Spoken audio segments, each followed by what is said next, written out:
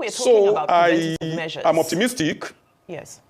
Yes. Let me just quickly interject here. While we're talking about preventative measures, some might say that one of the biggest components of what happened here was the fact that this group were carrying 19 Dane guns. Yes, of course, many know that Dane guns are locally fabricated and they're used for the purpose of hunting. However, to the untrained eye or to those who may not be familiar, harboring these guns is a red flag in itself. Now, do you think that we need to change, because the narrative, it hasn't been confirmed yet, but I believe they are saying that they had permits to carry these guns, although I don't know if those permits would allow you to carry a Dane gun from one part of the country to the other part of the country. Is it time to ensure we have a blanket law that says that nobody is to carry, no private individuals to carry firearms at all? Because some might say it's because they had the guns that this escalated. I do not think a blanket prohibition from carrying firearms will be the solution. But I agree with you that the idea of transporting firearms across state boundaries is inimical to security. You mentioned that to the untrained eyes, those guns might pose a red flag. That is the reason why those who engage in security duties ought to be trained. When they are trained, they will know which arms are prohibited and which ones are allowed. In many jurisdictions, Dane guns do not require license because it is for hunting.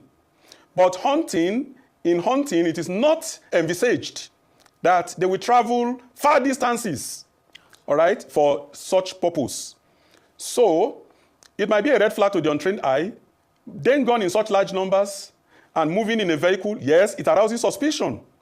But you see, the bottom line is even if what they were carrying were AK-47 rifles, the law and the court has not delegated the authority to try, convict, and execute to anyone, not even to law enforcement agents.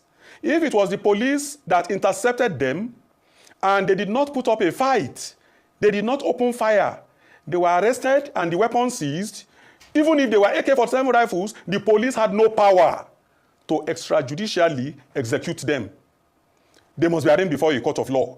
So red flag or yellow flag or by whatever color is not an excuse or a justification for what has happened. So education is important, training is important, but it is important that we educate our people and all vigilante groups across the country. You do not have power to take anybody's life. Thank you so much. And I think that should be broadcasted and be made clear to everyone. Thank you. Thank you so much. I mean, very apt point you've made. And I must reiterate here, I totally condemn the waste of life, the killing in Uromi. Extrajudicial killing has no place in our country, and we totally abhor it. Absolutely. But let's go back to the facts of the matter. 16 Dane guns. What I know about hunting, and I've gone on hunting expedition many times. You hunt in the bush in your locality. Correct me if I'm wrong. And I think you also said it. I've never heard of traveling many state lines to go and hunt somewhere. It's normally around your locality. Also, where the role of the government comes in, prior to this time, there has been a constant repetitive action of kidnappers in Uromi. Uromi, around the Ubiaja area, around that Irua area, up till Ikeke. Most of those axes have been inundated by cases of kidnapping.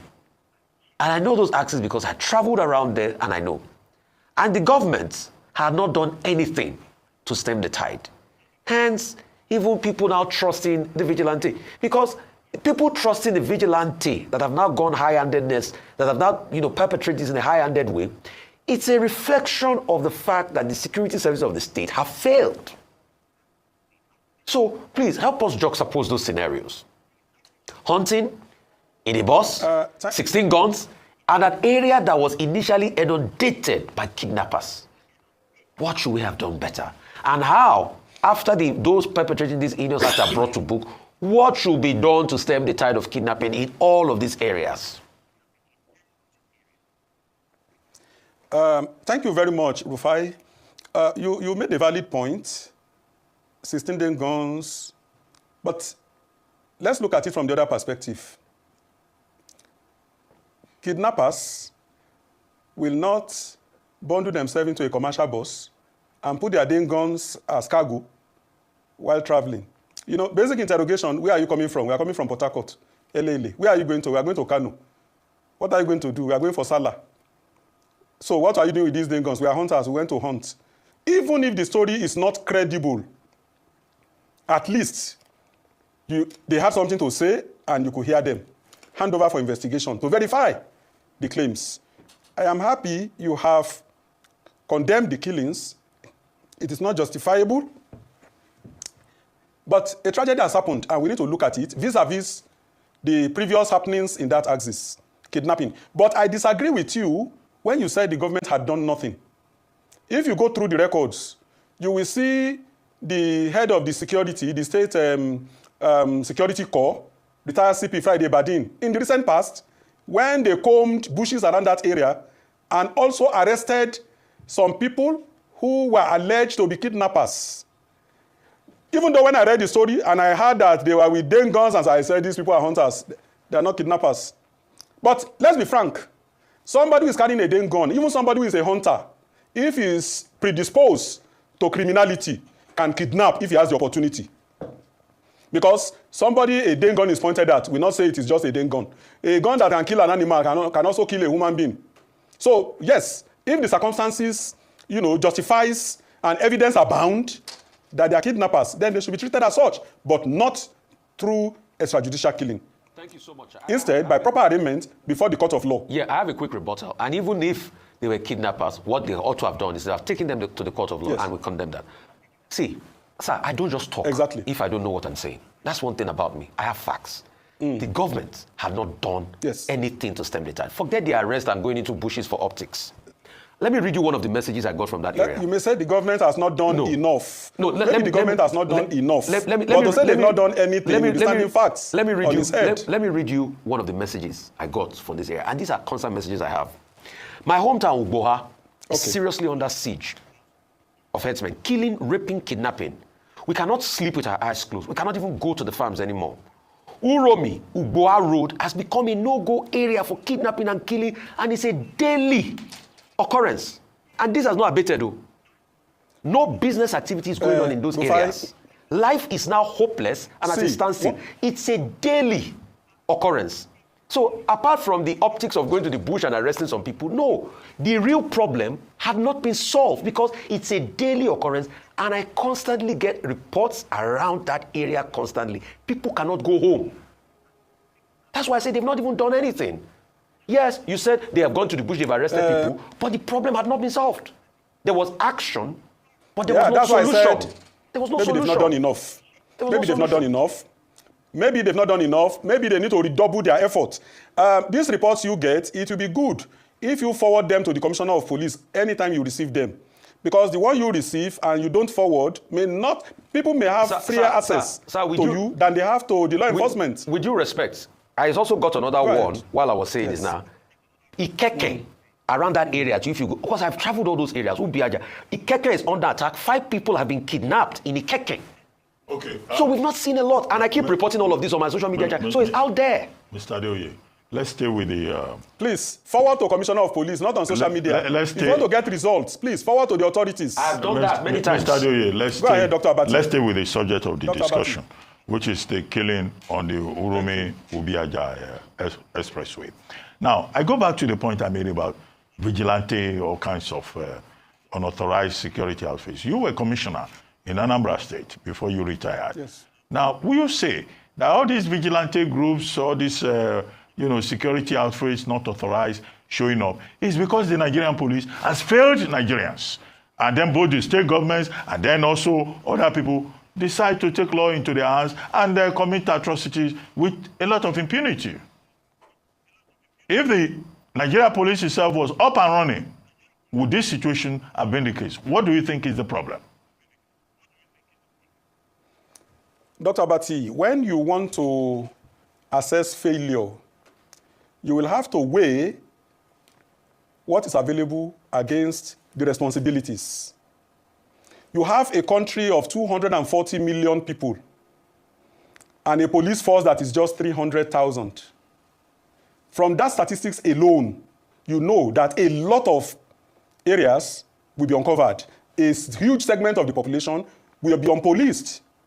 That is one. Two, you look at what are the logistics holding and the funding of these security agencies. It is said, to whom much is given, much is expected. So when you want to assess failure, you need to assess what have you put in place and what empowerment is there for them to discharge their responsibilities. Then you weigh it against performance. It is then you can arrive at an objective, conclusion. So I think the Nigeria police is understaffed and underfunded, grossly so. We need to start looking at practical ways. Mr. President has done something in that regard by giving approval for the recruitment, rapid recruitment of personnel to beef up the strength of the force. I hope that is followed by better equipment and funding so that the spread can be better, the training more qualitative, and equipment enable them to do more than they do currently. Technology is available to enhance performance. If all these are deployed, I assure you, performance will be much better. But coming to the present, I and you, we are in agreement that a lot more needs to be done to enhance safety of life and property across the nation. Kidnapping is a menace in many jurisdictions, not just in Edo State and not just this occurrence. In many states across the country, when kidnapping started in the Niger Delta, way back, when expatriates were the target for ransom, I warned. I said, this thing that is starting, and it's against expatriates and the locals are clapping, eventually it will become a problem of the locals. We are there now. Kidnapping has become a lucrative business. Deliberate actions need to be taken to stem the tide. If death penalty is the punishment for armed robbery, taking somebody's property by force, I see no reason why kidnapping of a human being should attract less a penalty. So even though the world is running away from death penalty and we are stemming away from it, we have a peculiar problem. And only a strong deterrence can stem the tide. I advocate death penalty for kidnappers so that a strong warning will be sent to all that it is not just business, it is a deadly business. I also advocate that better synergy, communication, information sharing, and intelligence sharing be promoted among various agencies. It is disturbing that this incident happened at Uromi, and while it lasted, there was no intervention, not from police, not from civil defense, not from any agency. That is a cause for concern. More so in an area where Rufai pointed out that kidnapping has been rampant. Definitely it calls for martial action, and I hope the Commissioner of Police in Edo State, her area commanders, and the DPOs will get back to the drawing board and give the people the quality protection they richly deserve. And this is not a favor, it is a duty. Okay, sir. I am sure the Inspector General of Police will be on the matter, and I'm sure something will be done. Okay, sir.